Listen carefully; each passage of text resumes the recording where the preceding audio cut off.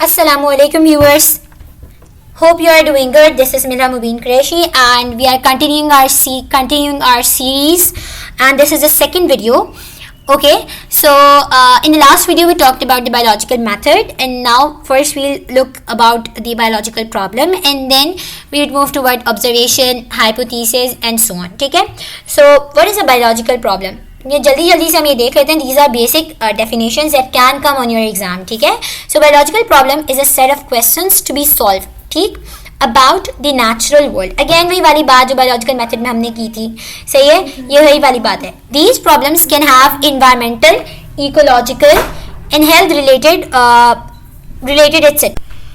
Okay, so basically biological problem कुछ भी हो सकती है. जैसे मैंने एक डिजीज़ की एग्जांपल दी थी, कोई भी डिजीज़ नहीं आ रही है आपके इन्वायरमेंट में, लाइक कोरोना आ गया था. ठीक है, तो उससे रिलेटेड कोई प्रॉब्लम थी, उसकी ट्रीटमेंट हो गई, उसके कॉजेज़ क्या हैं या उसके कॉन्सिक्वेंसेस क्या होते हैं. ठीक है, इन्वायरमेंटल कोई भी हो सकती है. ठीक है, और इकोलॉजिकल भी हो सकती है. इकोलॉजी का मतलब ये होता है कि लिविंग ऑर्गेनिज्म और नॉन लिविंग इन्वायरमेंट. ठीक है, मतलब जैसे इंसान है, ठीक, और उनके इर्द गिर्द का जो इन्वायरमेंट है, पानी हो गई, उनके पानी हो गया उनके इर्द गिर्द का, हवा हो गई. ठीक है, एंड सॉइल हो गया. ठीक है, ये सारी चीज़ें क्या बनाती हैं, उसका एनवायरनमेंट बना रही होती हैं. सो इकोलॉजी के अंदर हम यही देखते हैं कि लिविंग ऑर्गेनिज्म और नॉन लिविंग ऑर्गेनिज्म जो आपस में एक साथ एक एनवायरनमेंट में रह रहे हैं, तो उनका आपस में एक दूसरे के ऊपर क्या अफेक्ट है या हम कह सकते हैं क्या असर, किस तरीके से असरअंदाज हो रही है. ठीक है, so this is biological problem. अब बायोलॉजिकल प्रॉब्लम के बारे में क्वेश्चन आता है कि how to solve a biological problem. जिस तरह मैथमेटिक्स की हर प्रॉब्लम के डिफरेंट स्टेप्स होते हैं सॉल्व करने के लिए, ठीक है, इसी तरीके से we have steps to solve the biological problem. और वो स्टेप्स क्या होते हैं? That is the biological method. ठीक, अब आ जाती है बात कि the solution of biological problem starts with observation. जो आपकी ऑब्जर्वेशन होती है, यहीं से आपका बायोलॉजिकल प्रॉब्लम की जो सॉल्यूशन होता है वो स्टार्ट हो जाता है. ठीक है, कोई भी प्रॉब्लम आ रही हो, ठीक है, किसी भी तरीके की प्रॉब्लम हो, तो आप क्या करते हो? उसके लिए सबसे पहले आप ऑब्जर्वेशन करते हैं. ठीक है, जैसे मैं एग्जांपल देती हूँ कोविड के पेशेंट्स में. ठीक है, कोविड के पेशेंट्स में जिनको कोविड हो रहा था, ठीक, तो हम उसके अंदर देख रहे थे कि भाई लोगों को सामने से देखने से ही पता चल रहा था कि इन्हें खांसी हो रही है, इन्हें नज़ला हो रहा है. ठीक, और ये सब क्या थी? आपकी ऑब्जर्वेशन थी. ये हमने ऑब्जर्व किया कि हाँ पेशेंट्स के अंदर ये साइंस हमें नज़र आ रहे हैं. ठीक है, सो ऑब्जर्वेशन क्या होती है? It's a statement of knowledge gained through, दो तरीके से हो सकती है, आइदर थ्रू दी सेंसेस, ठीक, या फिर by the use of scientific equipment.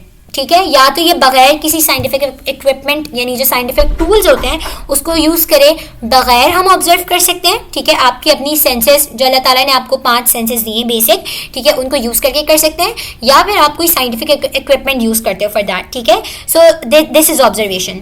जब आप सेंसेस को अपनी इस्तेमाल करते हो तो दैट इज क्वालिटेटिव ऑब्जर्वेशन, और जब आप साइंटिफिक इक्विपमेंट को यूज़ करते हो so that is quantitative observation. ठीक है, क्वांटिटेटिव में देखो हम क्या करते हैं, हम मेजर करते हैं. ऑब्जर्वेशन जो है आपकी मेजरेबल होगी. जैसे आप टेम्परेचर मेजर करते हो, ठीक है, आपने टाइम नोट कर लिया, आपने हाइट मेजर कर ली, ठीक है, किसी का वेट मेजर कर लिया, तो ये सारी क्या ऑब्जर्वेशन है और ये मेजर की जाती है या क्वांटिटेटिव होती है. मतलब क्वांटिटी आप इसको कैलकुलेट कर सकते हो उसकी क्वांटिटी को.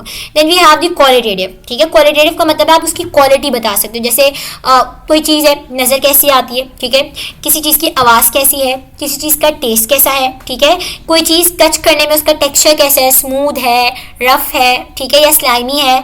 ठीक, इसी तरह स्मेल, कैसी स्मेल है, पंजेंट है, प्यूट्रेड है, या बहुत ही फ्लोरल सी स्मेल है. तो ये सारी चीज़ें क्या आ जाएंगी आपकी क्वालिटेटिव ऑब्जर्वेशन के अंदर.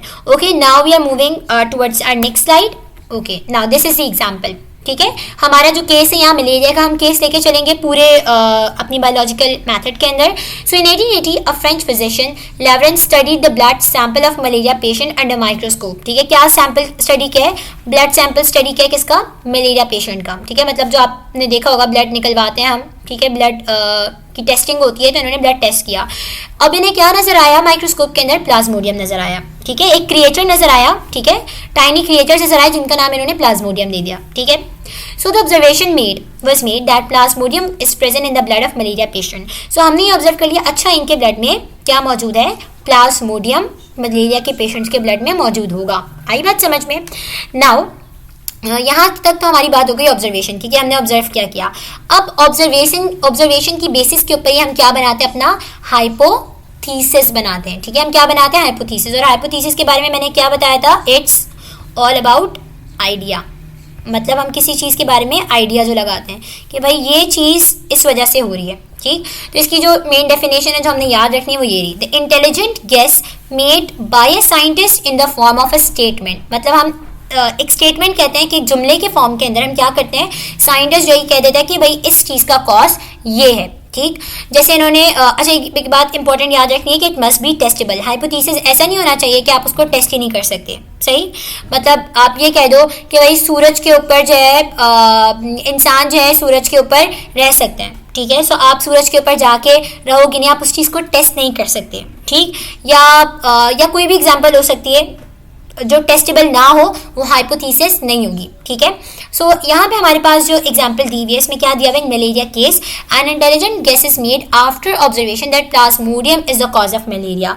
मलेरिया का कॉज क्या है आपका, प्लाज्मोडियम। जब हमने ऑब्जर्व किया कि भाई ब्लड के अंदर हमें क्या मिल रहा है, ब्लड सैंपल के अंदर में मिल रहा है प्लाज्मोडियम, सो माइट पॉसिबल कि प्लाज्मोडियम जो है मलेरिया का कॉज है, ठीक है। हमने अभी सिर्फ एक इंटेलिजेंट गैस क्रिएट किया है, so but it is only a guess which can be presented as hypothesis. अच्छा, अब आइडिया जो होता है, ठीक है, जैसे हम कहते हैं अच्छा जो लोग कुकिंग वगैरह करते हैं, ठीक, उनको ये होता है कि खाने के टेक्सचर को देखकर या जो भी वो कुक कर रहे हैं उसके टेक्सचर को देख के बताते हैं कि हाँ, फॉर एग्जांपल मीट कुक करें तो उसको देख के कहते हैं हाँ अब जो है गोश्त गल गया है, ठीक है, या सॉफ्ट हो गया, पक गया है, ठीक है। तो ये एक आइडिया होता है, सही। तो हाइपोथेसिस भी एक गैस है या हम कह सकते हैं एक आइडिया है। अब ये कंफर्म किसके जरिए होता है, फर्दर हम जब एक्सपेरिमेंटेशन वगैरह करवाते हैं उसके जरिए हम हाइपोथेसिस को कंफर्म कर सकते हैं कि जो हमने आइडिया लगाया है वो आया सही है कि नहीं है, ठीक है। So that was all about observation and hypothesis, and let me remind you guys about the crash course of biology. So if you want to join that, so you can contact me, ठीक है, either by the Gmail, ठीक, या फिर you can contact me in the comments, ठीक। Thank you so much for watching. Do like this videos and share these videos with your friends as well. Thank you so much.